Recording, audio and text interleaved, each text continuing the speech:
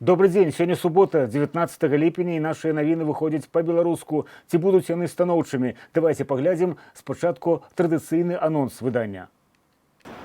Якія беларускія прадпрыемствы трапілі прычэпам да Расіі ў 18-й абмежавальны пакет еўразвязу? Это так, это было непосредственно перед селектором. Это правда. Минуту, ну что неправда? Расповед пра тое, як на сельскагаспадарчай нарадзе ў Лукашэнкі пасварыліся юрыст і доктар біялагічных навук. У Беларусі рыхтуецца аўкцыён для атрымання права на паляванне. На якога звера? Які стартавы кошт і хто вышукальнікі? Тупым идиотским блефом. Як вядома, расійскі спартовы канал асороміўся брыдкаслоўным каментаром з Беларусі. Напярэдадні стала вядомым пра прыняцце 18-го пакета санкцыяў, якія еўразвяз ужыў у адносінах да Расіі і Беларусі з мэтаю хутчэйшага падаўлення агрэсіі ва ўкраіне. Акрамя масавых і самых жорсткіх за ўвесь час абмежаванняў супраць расійскіх юрыдычных і індывідуальных асобаў закрануты і 8 беларускіх прадпрыемстваў, якія супрацоўнічаюць са з'ехаўшым з глузду Крамлём у ваеннай галіне, а таксама 4 банкі, якім і так зараз жывецца несалодка. Чаго варты першы такі ў гісторыі Беларусі маштабны збой у апаратна-праграмным комплексе адразу 3 банкаў, што грымнуў 9 ліпеня гэтага года. Падрабязнасці новых санкцыяў апублікаваны ў часопісе на сайце Рады Еўразвязу. Тут паведамлю толькі, што такімі фінансавымі арганізацыямі сталі Белаграпрамбанк, Банк развіцця, Белінвестбанк і Банк Дабрабыт.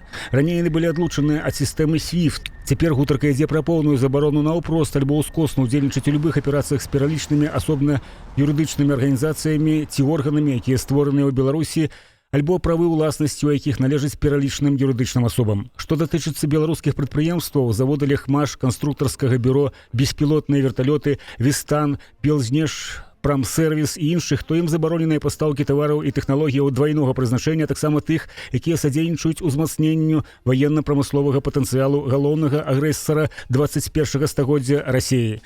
Супраць 8 прадпрыемстваў уводзіцца замарозка актываў, што ёсць у еўразвязе, і забарона на набыццё сродкаў ці рэсурсаў. Усяго пад жорсткімі абмежаваннямі цяпер юбілейная лічба 55 беларускіх арганізацыяў. Я вчера поздно вечером проехал по контролируемым, типичным для Беларуси поля, и я знаю обстановку. Штогадовая селектарная нарада ў Лукашэнкі атрымалася адначасова і роспачнай, і вясёлай. Сум ад таго, што краіна стала сведкам яшчэ аднаго доказу нямогласці моцнага гаспадарніка. То бок, можа, гаспадарка тая, што ніжэй за пояс у яго яшчэ нешта і можа, але ўсё астатняе яўна не ў прыярытэце. 31 год кіравання прайшоў як адзін дзень. Усё тыя ж п'яныя камбайнёры і нямоглая тэхніка. Часть отремонтированных комбайнов не прошла гостехосмотр. Это около 400 комбайнов. Неудивительно, что потом нагрузка на одного работающего комбайна увеличивается, особенно в Могилеве, Гомеле, Витебске, как обычно. Зерноуборочные комбайны не готовы к работе практически в каждом третьем из проверенных хозяйств республики. При этом в отдельных организациях к ремонту даже не приступали из-за отсутствия запасных частей и механизаторских кадров. В ряде сельхозорганизаций не подготовлены склады для приемки урожая. Не везде Але задача выйсці на новыя межы рэкордныя, раней небачныя, недасягальныя не здымаецца. 11 мільёнаў тонн зерня, высунь ды пакладзі. Да ўжо хаця б не толькі зерня, можна з чымсьці іншым змяшаць, аб'яднаць і гуртам дакласці наверх. Але ж надвор'е умяшалася зноў у нашыя справы. Уборку зерновых, зернобобовых, других культур могут усложнить и дожди, и шквалистый ветер, и высокая температура, любой неблагоприятный фактор внешней среды. Все это обстоятельства, негативное влияние которых прогнозируемо. Полегание посевов, вегетация сорняков, а также возможное прорастание зерна. Стала схіляючы Віцебскую вобласць, Лукашенко вольна ці міжволі нацкаваў на кіраўніка гэтага прырасійскага рэгіёну Александра Суботіна свайго вернага драпежніка, старшыню камітэту дзяржкантролю Рэспублікі Беларусь Васіля Герасімова, цёзку па прозвішчы начальніка расійскага генштабу. Атрымалася непрацяглая, але даволі займальная спрэчка, у якую, зразумела, умяшаўся і трэцейскі лукашэнкаўскі суд. Он, в свою очередь, запретил давать любую информацию Комитету госконтроля.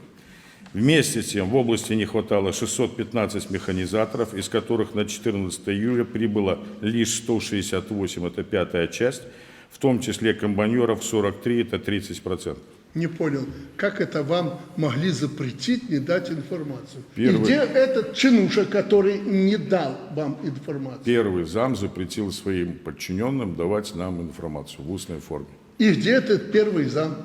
Почему он у вас с наручниками не ходит по Минску или не находится в местах не столь отдаленных? Если это так. Это так, это было непосредственно перед селектором. Это правда. Минуту, ну что неправда? Вся информация в любом доступе, в любом формате. Мы ничего не скрываем, даже, может, показываем больше, чем нужно. Наталья Ивановна, сегодня-завтра разберитесь, где что было и как, и доложите мне. Ну, ясно, не дали информацию какому-то областному вашему руководителю. Ну, так там есть губернатор. Вот он говорит, неправда. Ну, а вы к губернатору обратились? Я информацию взял, но некоторые думают, что если они будут что-то скрывать, ситуация в области улучшится. Я информацию найду в любом Василий случае. Николаевич, я это и понимаю. Поэтому, если действительно это так, принимайте самые жестокие решения. Но если так...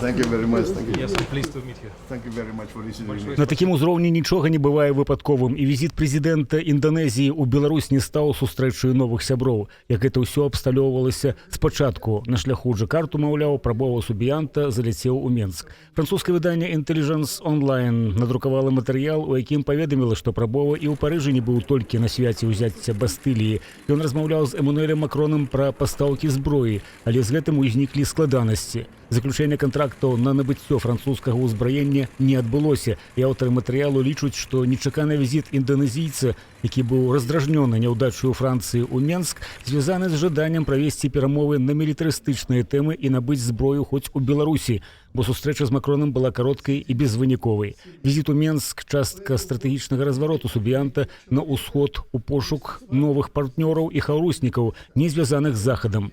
У Менску субіянта хацеў набыць зброю з першых рук, але Беларусь не экспартуе такія рэчы без узгаднення з Расіяй. Гэта таксама ўваходзіць у канфлікт з французскім кіраўніцтвам, якое далучылася да імкнення спыніць вайну ва ўкраіне і разышлося па сваіх інтарэсах з Крамлём. У Францыі, зразумела, зброя больш якасная і сучасная, але інданезійскі прэзідэнт хапаецца хоць за нешта, каб неяк аднавіць свой мілітарысцкі парк. Сам прэзідэнт Інданезіі патлумачыў свой візіт перамовамі аб угнаеннях, але цяпер гэтая хлусня выглядае вельмі недарэчнай. На іншыя тэмы. Паводле правілаў палявання ў Рэспубліцы Беларусь сезон паходаў на мядзведзі любога полу і ўзросту усталяваны з 1 ліпеня да 31 снежня. Як паведамляецца на сайце Беларускага таварыства паляўнічых і рыбаловаў, улічваючы той факт, што на 2025 год, як гэта тэрмінізуецца ў арыгінале, для із'яція вызначана каля 20 особей магутнай жывёліны, то для папярэджання пытанняў па несправядлівым быццам бы размеркаванні на здабычу мядзведзя прынята рашэнне вызначыць права на паляванне з дапамогаю праграмы, якая будзе ў выпадковым парадку вызначаць колькасць чалавек адпаведна колькасці месцаў палявання са спісу пададзеных заявак. Буры мядзведзь упершыню за 100 гадоў быў забіты 15 ліпеня. Дзяніс Клімец сам з Берасцейскай вобласці, але паляваў у вызначанай Віцебскай і пахваліўся трафеем першага бурага мядзведзя ў найноўшай гісторыі Беларусі. Новы аўкцыён будзе праходзіць 1 жніўня ў Менску шляхам пакрокавага павелічэння цаны на 10%. Стартавая цана ўсталяваная ў памеры 2000 рублёў. Месца палявання ўжо вызначанае, гэта Докшыцы. Паляўнічы тур мусіць адбыцца ад 1 до 4 жніўня. Пакуль ніводнаму ўдзельніку аўкцыёну не ўдалося ўкласціся ў межы часу. Проста для паляўнічых такі дазвол каштуе 500 рублёў. Пераможца аўкцыёну вызначыцца рандомным чынам праз кампутарную праграму. С нами на прямую связь выходит наш коллега и товарищ, белорусский журналист Григорий Озаренок.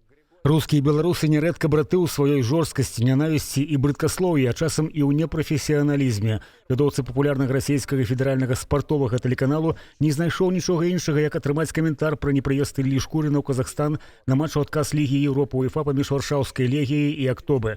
З прычыны небяспекі быць арыштаваным і высланым у Беларусь, паколькі з'яўляецца крытыкам тэрарыстычнага рэжыму Лукашэнкі ад самага 2020 года. Іншая справа, ці была ў пракрамлёўскага рэсурса мэта паразмаўляць на спецыялізаваную для канала спартовую тэму, альбо гэта быў выключна ідэалагічны гід з выкарыстаннем беларускага прапагандыста, які не тое, што ў футболе не разбіраецца, яму ўвогуле спорт да далёкай зоркі. Але ён даў каментар у сваім стылі, чым, канешне, зганебіў сам канал у год ягонага 10годдзя і ўсіх заўзятараў, якія карыстаюцца кантэнтам, каб сачыць за спартовымі баталіямі і не слухаць усяго гэтага брыдкаслоўя і не нюхаць усяго гэтага смецця з мухамі навокал.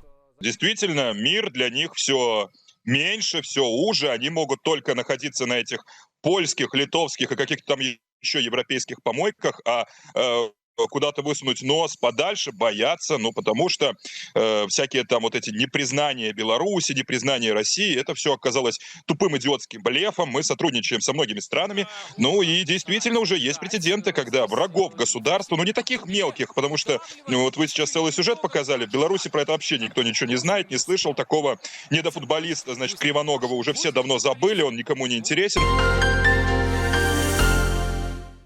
Вось такую подборку зрабілі мы для вас, нашых гледачоў, сёння. Добрага вам суботняга вечару і да заўтра.